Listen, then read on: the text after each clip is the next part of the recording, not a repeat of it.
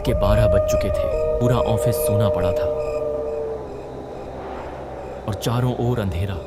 लीना अब भी अपने डेस्क पर बैठी थी, थकी हुई, लेकिन काम खत्म करने की जल्दी में। उसने फाइलें समेटी और तेज कदमों से बाहर निकल गई, एक और तन्हा सफर पर। स्टेशन पर गहरा सन्नाटा था, कोई इधर उधर नहीं, बस ठंडी हवा के झोंके और छायाओं का अजीब सा खेल। लीना ने इधर उधर देखा, कोई नहीं था। तिरहन दौड़ गई उसकी रीढ़ में। तभी दूर से आती ट्रेन की हेडलाइट्स अंधेरे को चीरती हुई नजर आई। आखिरी ट्रेन। बिना ज्यादा सोचे लीना ट्रेन में चढ़ गई और एक सीट पर बैठते ही राहत की सांस ली। ट्रेन ने गति पकड़ ली, सब कुछ सामान्य लग रहा था, लेकिन फिर ट्रेन की लाइट्स झपकने लगी। पूरी बोगी अंधेरे में डूब गई। लीना का दिल जोर से धड़कने लगा। उसने इधर उधर देखा, पर कोई नहीं था, सिर्फ सन्नाटा। तभी एक अजीब सी आवाज, जैसे कोई धीरे धीरे बोगी के अंदर चल रहा हो, पर कोई दिख नहीं रहा था। लीना को छोटी लड़की चलती हुई दिखी। सफेद कपड़े, बिखरे हुए बाल और बिना पलक झपकाए घूरती आंखें। लीना की सांसें अटक गई। चीखना चाहती थी, पर आवाज हलक में अटक गई। लड़की अब धीरे धीरे उसकी तरफ बढ़ने लगी। एक झटके से लीना की आंखें खुली। वो अपने कमरे में थी, बिस्तर पर, पसीने से भीगी हुई। बस सपना था। उसने राहत की सांस ली, लेकिन तभी दरवाजे के पास वही छोटी लड़की खड़ी थी।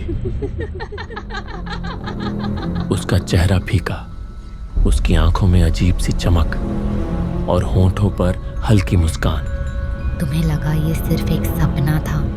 वो कांपते हुए बिस्तर से पीछे हटने लगी।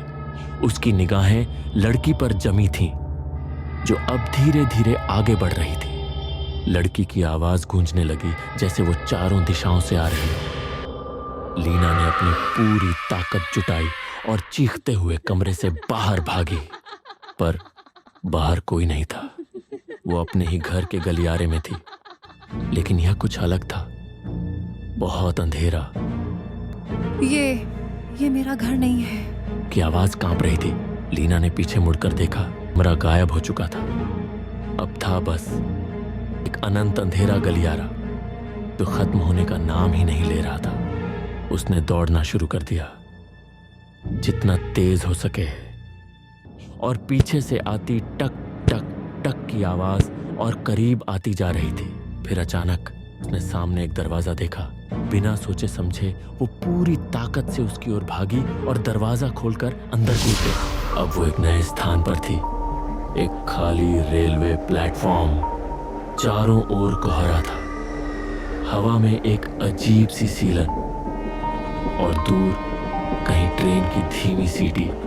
तभी उसके पीछे धीमे कदमों की आवाज आई। वही टक टक टक और एक जानी पहचानी फुसफुसाहट। लीना ने धीरे धीरे पीछे मुड़कर देखा। कोहरे के बीच वो छोटी लड़की अब और करीब आ चुकी थी, लेकिन कुछ बदल चुका था। उसके चेहरे की त्वचा झुलस चुकी थी, आंखों की जगह काले गड्ढे थे। लीना की आवाज कांप रही थी। अब क्या चाहिए तुम्हें?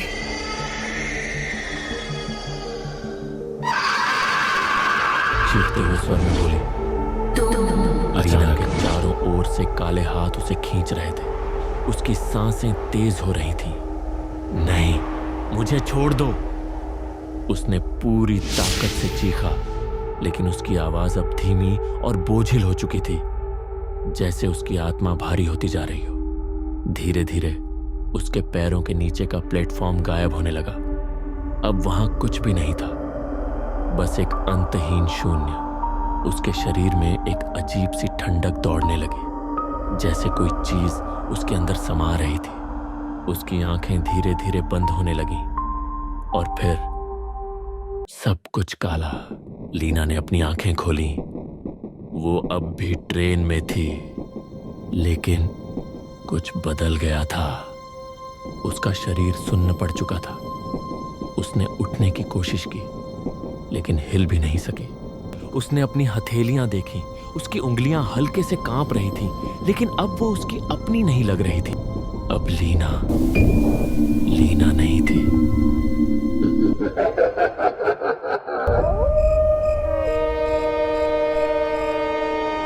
अब ट्रेन में एक नई महिला खड़ी थी, अपने फोन में व्यस्त। ट्रेन की अजीब ठंडक से वो सहम गई थी। उसने इधर उधर देखा। बोगी में सिर्फ एक औरत अकेली बैठी थी, लेकिन कुछ अजीब था। महिला घबराते हुए आगे बढ़ी और संकोच से पूछा, क्या मैं आपके साथ यहाँ बैठ सकती हूँ? मुझे बहुत डर लग रहा है। अब तुम भी इस ट्रेन का हिस्सा बन जाओगी।